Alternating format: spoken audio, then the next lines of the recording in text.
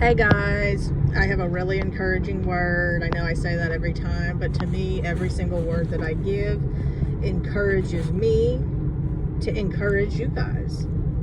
Literally, like, my whole job here is to encourage you guys.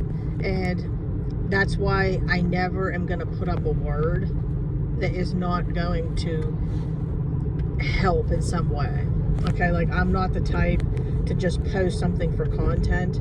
I want to make sure that this is going to feed your spirit to take with you to continue on this journey.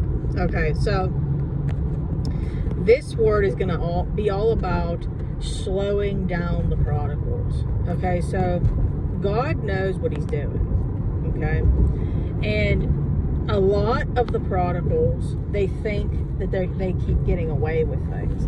So for instance, I want to share when I was a prodigal, back when I thought, now this is coming from somebody that grew up in a Christian home, like, you know, someone that knew right from wrong, but really didn't, if that makes sense. Okay, again, I didn't have that authentic relationship with God.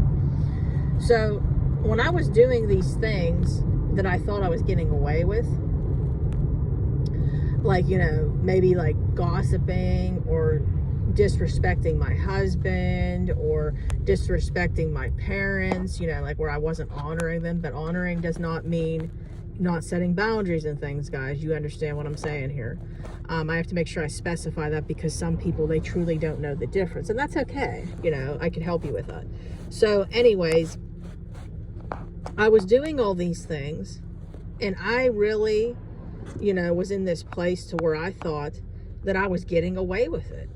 I really believed I was. I thought, oh, you know, when my mom, she would always come to me and try to tell me that if I didn't stop doing what I was doing, that I was going to, you know, deal with some consequences, you know, for my sin. And God used so many people to keep telling me this. My grandparents, my dad, my mom, you know, people that weren't even Christians, okay, that practiced Christian faith, were telling me this stuff. They were like basically more or less saying to me that I was going to be sorry for the decisions that I was making. Well, I just thought they were all crazy. Okay. Well, this is why God is going to be using people, especially in putting them and placing them in front of your prodigal during their journey. Okay. A lot of them reject. You know, and they even show this in the movies of marriage restoration. They show this in Fireproof, and they show this in War Room, where the person's rejecting, okay? And what ends up happening is you end up thinking, I can do, you know, all this. I don't need any help. But in plain sight, when you keep, especially, you'll hear the prodigal say a lot, I don't need anybody. When someone says that, they really do need people, but their pride is so strong they just can't admit to it. So basically, God's gonna set it up, okay, to where that he slows them down. Okay, he slowed me down. So like, what's gonna happen is, you know, they're under God's wrath, and then all these things are gonna start going the way that they don't want them to go. Okay, like things that maybe were just, you know, like maybe they were very successful at their job, and the job is going to start looking down to them, whether it's the people, you know, saying that like their ideas aren't good anymore, and people rejecting them at work. You know, people are going to start rejecting them the way you were rejected. And then you're going to be thinking, oh my gosh, like that's something that happened to me. I had a tanning salon, so like everybody would come in and like almost look to me like I was this really cool person. Like I was pretty, I knew all about beauty, I had a successful business, and you know, I was very young, and all this stuff was going on. I was getting married, and I was having a beautiful, elaborate wedding. Like everybody was looking at like my life as it was perfect, and I was like this big deal. So I would have people coming down there just to see me, you know, like I'm not bragging, I'm just trying to tell you like what God will do. So as this is happening, I think I'm getting away with everything. It looks like my life's perfect, but yet I'm not having any problems, and I'm doing all these things that I know aren't right. But like the devil just keeps making me believe that it's right. It's hard to explain what I'm saying. So what ended up happening was I, little by little, started getting rejected. Like the group of friends that I had that looked to me for everything, were fighting over me for my acceptance and everything, started turning on me and Judasing me. Then my husband started joining in with them. Okay, everybody seemed to be going against me. Then family members of mine were. Then my finances started getting, I hate to say it, like funny. Okay, everything started to get bad. Okay, and it was little by little. So what that was doing was that was slowing me down. So finally, okay, like I'm not understanding what's going on. But finally, it ended up getting so bad and so painful. I'm like, oh my gosh, God, what are you trying to say to me?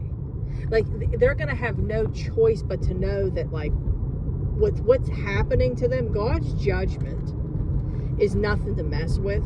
Okay, as a matter of fact, God's judgment, you're going to know one of two things. You're going to get people that actually think you have a curse on you, which really it is. It's curses for disobedience. But you're going to get people that think you have a curse. Like I was actually asked if my family was cursed because if that's how much bad was taking place. We all ended up hitting our judgment seasons at once. It was insane. And then you're going to get people that know, that you're in your judgment season. Okay? So God's going to keep giving them revelation and keep giving them knowledge and discernment and stuff, of course. But what I'm really trying to emphasize here to you guys is God is going to slow them down. Okay, you don't have to worry about them thinking that they can keep doing this stuff. You don't have to worry about that. You don't have to worry about them getting away with anything. You don't have to worry about them continuing to get away with it and having a happy life. Trust me, when you see everything be stripped off of your prodigals, you're going to know that God is God.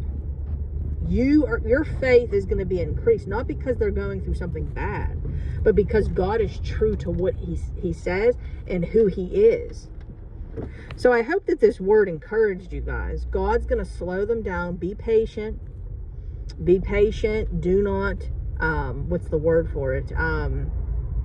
Let what's going on right now discourage you, because there is a time and there is a place for God's judgment. There is a time and there is a place for God's wrath. There is a time and there is a place for justice.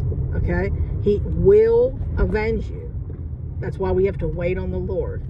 All right, guys, I hope that this word has blessed you. I will see you in my next video. If you guys could, please like, share, comment, and subscribe.